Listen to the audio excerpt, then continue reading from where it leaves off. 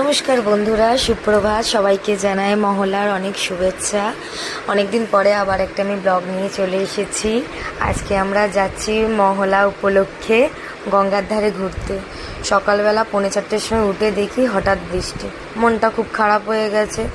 তো কালকে রাতেই আমি চলে গেছিলাম বাপের বাড়ি, বিকেলবেলার দিক করে চলে গেছিলাম। বাচ্চাটাকে ভেবেছিলাম বাড়িতে রেখে দিয়ে বাপের বাড়িতে, তো গঙ্গার ধারে বেড়াতে যাব আমি, আমার বোন আর আমার হাজব্যান্ড। কিন্তু বৃষ্টির কারণে মনটা খারাপ হয়ে গেছে, তো যাইনি। হঠাৎ 6টার সময় ও ফোন করে বলছে, কি ব্যাপার তুমি ফোন করলে না, যাবে না?